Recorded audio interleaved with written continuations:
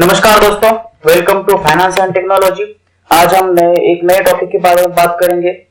उसमें वो है various types of export business. जैसे कि हमने पिछले वीडियो में देखे थे, एक्सपोर्ट बिजनेस कैसे स्टार्ट करते हैं, इंपोर्ट एक्सपोर्ट कोड कैसे जनरेट करते हैं, कैसे ऑनलाइन ऐप डीजीएफटी को ऑफलाइन एप्लीकेशन करते हैं। अभी जब आप एक्सपोर्ट बिजनेस स्टार्ट करने वाले हो तो कौन कौन से टाइप के एक्सपोर्ट बिजनेसेस होते हैं, कौन से सेक्टर में आप एक्सपोर्ट बिजनेस कर सकते हैं, तो सबसे पहले हम देखेंगे। यहाँ पे सबसे पहले तो बात करेंगे कि इंडिया में जो भी टॉप इंपोर्ट प्रोडक्ट कौन से हैं। तो सबसे पहले आता है crude oil, gold unwrought, machinery including computer, organic chemical, fertiliser, technical medical apparatus. ये जो है सब इंपोर्ट किए जाते हैं बाहर की दुनिया से या बाहर की कंट्रीज से।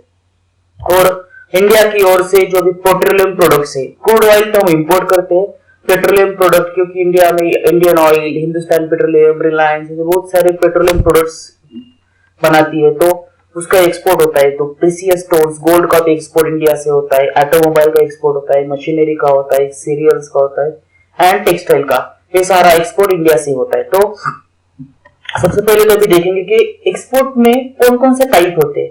सबसे पहला टाइप होता है काउंटर ट्रेड। काउंटर ट्रेड क्या होता है कि अगर एक कंट्री का दूसरे कंट्री के साथ इंपोर्ट एक्सपोर्ट का बिजनेस होता है, सपोज हमारी कंट्री इंडिया का सपोज श्रीलंका, अफगानिस्तान या फिर बांग्लादेश इनके साथ एक्सपोर्ट है, तो उनके यहाँ पे म्यूचुअल अंडरस्टैंडिंग होती है कि अगर इंडिया को कोई किसी चीज की जरूरत है और श्रीलंका के पास वो ज्यादा अवेलेबल है तो वो उससे हम इंपोर्ट करते हैं, और हमारे पास जो चीज ज्यादा है उसको हम वहां पे एक्सपोर्ट करते हैं। तो जो नीड है, कंट्रीज की नीड है, उसके अकॉर्डिंगली हम एक्सपोर्ट और इंपोर्ट करते हैं। सपोज इंडिया के पास गेहूं चावल ज्यादा है और उनको यूके को एक्सपोर्ट करना, एक्सपोर्ट करना है, तो हम हमारा जो भी एक्स्ट्रा है वो यूके को एक्सपोर्ट करते हैं। पर यूके के पास जो भी एक्स्ट्रा गुड्स है, ना कि सेम चीज ना हम इंपोर्ट नहीं करते, लेकिन जो भी एक्स्ट्रा है वो हम इंपोर्ट कर लेते हैं। तो इस तरह से जो म्यूचुअल अंडरस्टैंडिंग होती है, यहाँ पे लिखा हुआ है, इट इज एक्सचेंजिंग गुड्स और service which are paid for whole or part with other goods or service rather than money। तो इसमें क्या चीज होती है कि जब आप काउंटर ट्रेड करते हो तो कंट्री के लिए म्यूचुअल अंडरस्टैंडिंग है दो कंट्रियों के बीच, तो उसमें जो भी आपका चार्जेस रहते हैं, इंपोर्ट ड्यूटी रहती है, कस्टम ड्यूटी रहती है, वो कम की जाती है, या फिर कुछ ऐसी चीज है जहाँ पे कस्टम ड्यूटी जीरो हो जाती है। तो इस तरीके से आप दोनों कंट्री के बीच का म्यूचुअल अंडरस्टैंडिंग करके काउंटर ट्रेड कर सकते हो। दूसरा होता है इसमें ऑफशोर ट्रेडिंग। अभी ऑफशोर ट्रेडिंग क्या होता है, जैसे कि काउंटर ट्रेडिंग में हमने देखा कि एज पर द नीड हम दोनों कंट्री में से एक एक्सपोर्ट माल का एक्सपोर्ट करते हैं। ऑफशोर ट्रेडिंग में क्या होता है कि आपको जो कंट्री में माल एक्सपोर्ट करना है वहां पे पहले से ही जो बायर है उसको सिलेक्ट किया जाता है, और वो जो बायर है वो सीधा जहां पे आपका शिप जाता है वहीं से वो माल को उठा लेता है। तो इसीलिए आपको इस ऑप्शन ट्रेडिंग में ऑप्शन होता है कि जो भी आपको माल का सेल करना है, डिस्ट्रीब्यूशन करना है, वो पहले से ही उसका बायर्स का सिलेक्शन हो जाता है, और जो भी मैन्युफैक्चरर है, जो भी मैन्युफैक्चरिंग गुड्स है या फिर जो भी आपका गुड है वो सीधा डिलीवरी होता है जहां पे भी आपका कस्टम ड्यूटी नहीं होता है। तो सीधा शिपमेंट की ओर से ही आपका माल लिया जाता है। तो इसीलिए इसी वजह से आपको ज्यादा तो माल बेचने का या फिर उसको एक्सपोर्ट करने का या फिर बायर ढूंढने का बाद में कुछ जरूरत नहीं होता है, तो आपका माल सीधा बिक जाता है। उसी हिसाब से सपोज हम चाइना को कुछ एक्सपोर्ट कर रहे हैं या फिर हम यूएसए को कुछ एक्सपोर्ट कर रहे हैं, तो पहले से यूएसए का जो भी बायर्स है उनको डिसाइड किया जाता है, उनको जितना क्वांटिटी चाहिए उतनी क्वांटिटी का ही सप्लाई इंडिया से होता है, और उस जितना सप्लाई हुआ है उतना सप्लाई ऑलरेडी वहां पे जो बायर है वो बाय कर लेता है। तो वो होता है ऑफशोर ट्रेडिंग। उसके बाद है मर्चेंट एक्सपोर्ट। अभी इसमें क्या हो रहा है कि अब जब भी एक्सपोर्ट करना चाहते हो तो ये जरूरी नहीं कि आपके पास इंडस्ट्री हो, किसी के पास अगर इंडस्ट्री नहीं है तो भी विदाउट इंडस्ट्री आप माल का एक्सपोर्ट कर सकते हो। वो कैसे, तो जो भी आपके इंडिया में बहुत सारी इंडस्ट्रीज है जिनको अपना माल, एग्रीकल्चर इंडस्ट्री होगी, मैन्युफैक्चरिंग इंडस्ट्री, जिनको अपना माल बाहर की कंट्री में एक्सपोर्ट करना है, तो आप सबसे पहले तो जो भी गुड्स है उसको डोमेस्टिक मैन्युफैक्चरर है उनसे परचेस करना है, और उसको बाद में जो भी वर्ल्ड में जो भी बायर्स है उनको सेल करना है, उसको एक्सपोर्ट करना है। तो merchant export with the help of EXIM policy sales variety of goods in various country.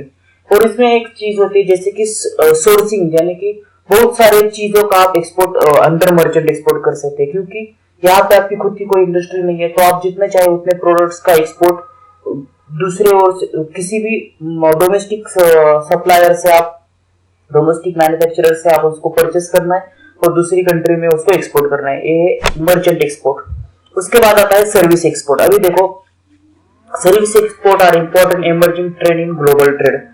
अभी सर्विस एक्सपोर्ट क्या होता है, जो भी आपके पास नॉलेज है उसका आप बाहर की कंट्री में अगर किसी को उसकी जरूरत है उसको सप्लाई, जैसे कि सपोज आप एक डॉक्टर हो तो आपको आपने सपोज एमडी किया है, master of doctor of medicine किया है, तो जो भी आपको नॉलेज है वो आप दूसरे देश में उसको यूज कर सकते हो, दूसरे को आप दे सकते हो और वहां से आप फॉरेन करेंसी ले सकते हो। सपोज आप आर्किटेक्चर हो तो जो भी आपके आर्किटेक्चर के जो भी डिजाइन है, जो भी कंस्ट्रक्शन के प्लान्स है, जो भी इंटीरियर प्लान्स है आपके पास में अवेलेबल है, जो आपका नॉलेज है आप उन बाहर की कंट्री के साथ शेयर कर सकते हो और वहां से आपको मनी मिल सकता है। तो ये जो सारी चीजें है वो सर्विस एक्सपोर्ट में आती है, जैसे कि टीचिंग सर्विसेज। आजकल आपने देखा होगा कि ऑनलाइन ट्यूटर की बहुत ज्यादा फैड चल रहा है, जैसे कि बाहर की कंट्री में अगर मैथ्स की ट्यूशन आप यहाँ से ऑनलाइन ट्यूशन लेके कर सकते हो। तो ऐसे बहुत सारी चीजें हैं, जैसे कि construction design engineering, banking and financial services, insurance services, legal and accounting services, computer and data services and teacher services. ये सारी चीजें सर्विस एक्सपोर्ट के अंदर आती है। उसके बाद होता है री एक्सपोर्ट।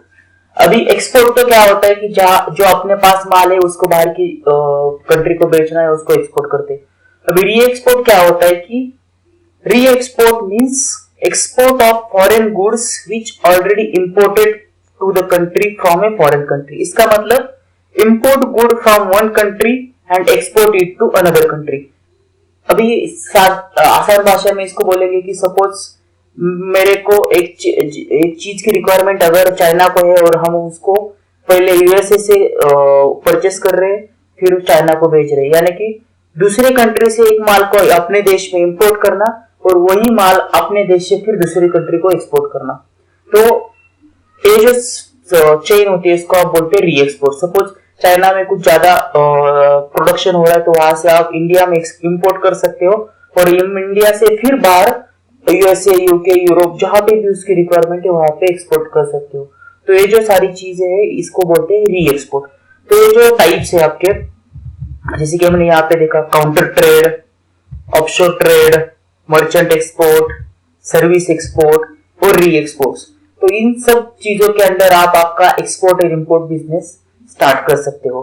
तो ये जो टाइप्स है जो हमने अभी देखा है, these are the various types of export business. So if you like my content, please subscribe my channel and thank you for listening.